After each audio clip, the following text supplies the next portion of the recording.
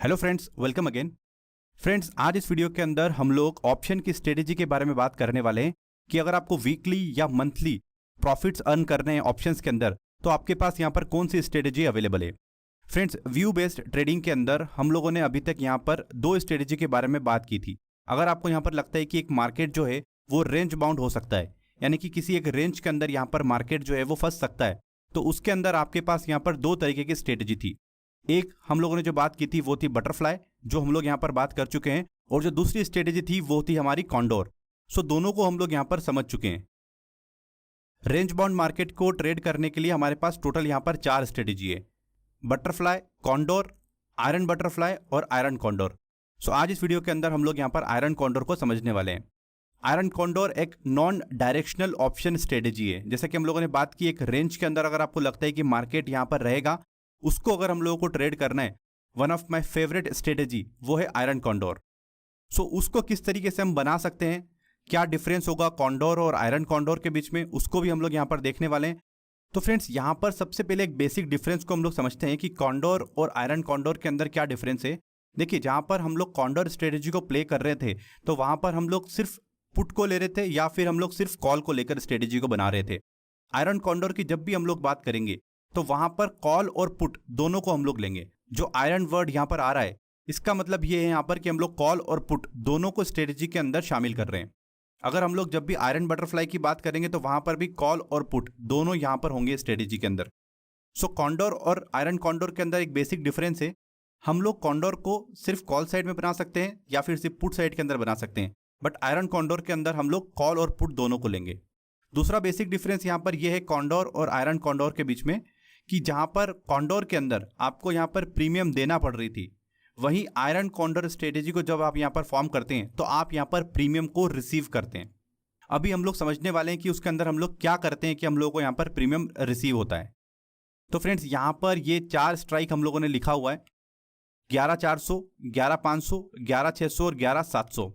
तो फ्रेंड्स, यहां पर 11,400 का हम लोग एक पुट ले रहे हैं, 11,500 का हम लोग पुट ले रहे हैं, 11,600 और 11,700 के कॉल ले रहे हैं। तो फ्रेंड्स, यहां पर हम लोग करेंगे क्या, सबसे पहले उसको समझ लेते हैं।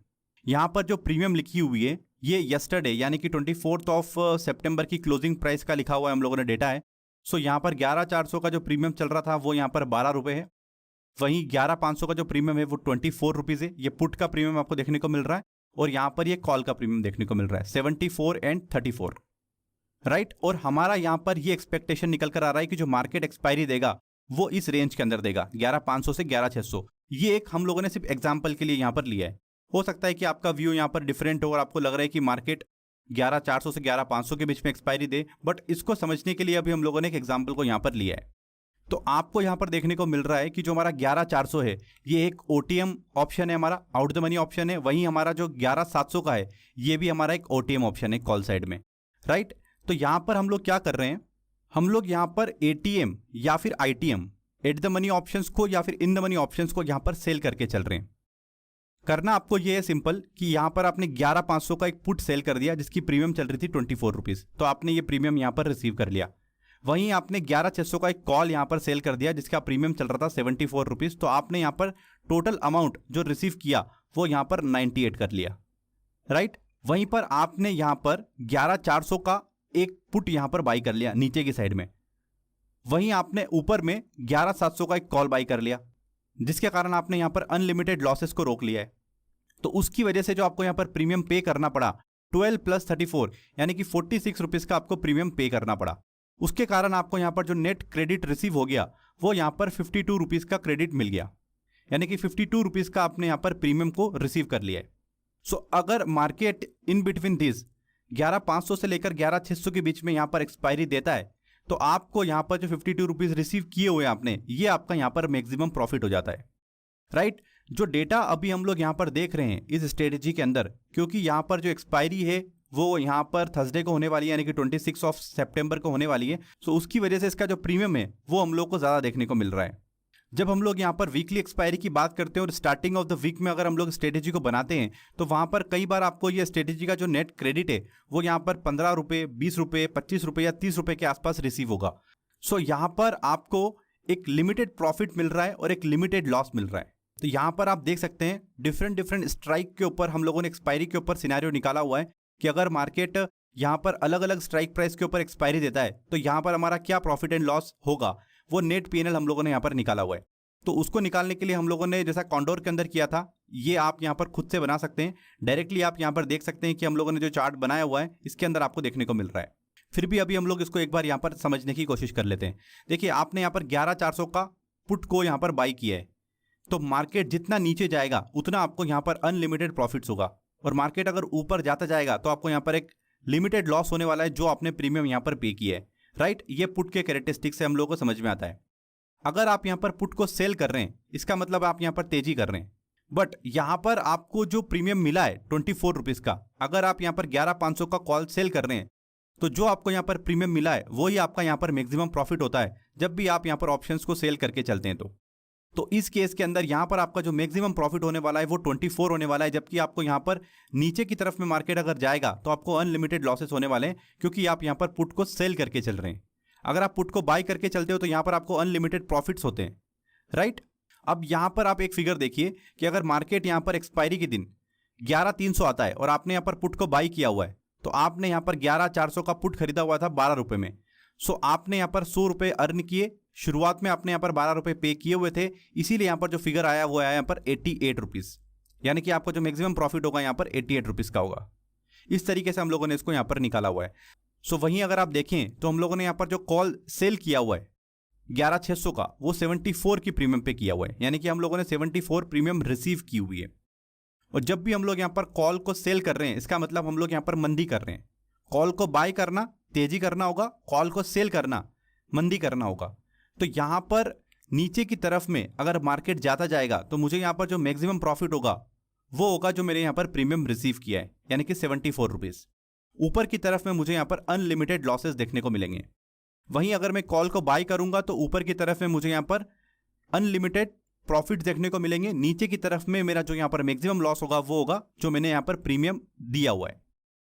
उसके कारण यहाँ पर जो मेरा नेट पीएनएल दिखा रहा है वो नीचे की तरफ में मुझे दिखा रहा है कि अगर मार्केट जाता जाएगा इस रेंज को छोड़ने के बाद, कहीं पर भी मार्केट रहे 11,500 से लेकर 11,600 के बीच में, अगर मार्केट क्लोजिंग नहीं देता है तो मेरा यहाँ पर मैक्सिमम जो लॉस होने वाला है वो 48 रुपीज़ का होने वाला है।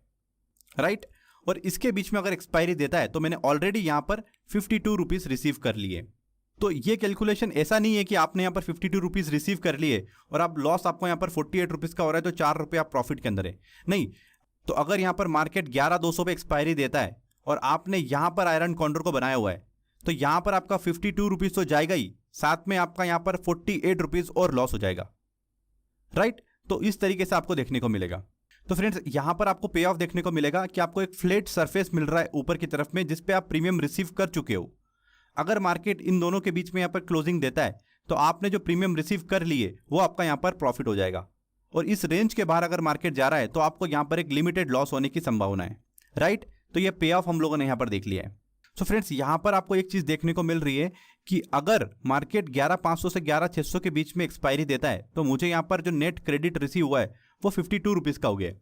बट मैं इसका उल्टा भी यहाँ पर प्ले कर सकता हूँ, यानी कि मैं यहाँ पर जो आयरन कॉन्डोर है उसको शॉर्ट कर सकता हूँ, यानी कि यहाँ पर जो मैंने पुट को बाई किया था उसको सेल करता हूँ, जो पुट को मैंने सेल किया था उसको बाई करता हूँ। सिमिलरली जो कॉल मैंने यहाँ पर सेल किया था उसको बाई कर लेता हूँ, और जो कॉल को मैंने बाई किया था अब उसको सेल करके चलता हूँ। कहने का मतलब यहाँ पर कि आयरन कॉन्डोर को हम लोग यहाँ पर शॉर्ट करके भी चल सकते हैं। तो उसका रिजल्ट क्या होगा ये आपको यहाँ पर स्क्रीन पर देखने को मिल रहा है। तो बिल्कुल उल्टा हो गया, यानी कि अगर मार्केट इस रेंज के अंदर रहता है तो आपको यहाँ पर 52 रुपीज़ का लॉस होने वाला है। बट जब भी आप आयरन कॉन्डोर को शॉर्ट करोगे तो आप यहाँ पर प्रीमियम पे कर चुके होंगे।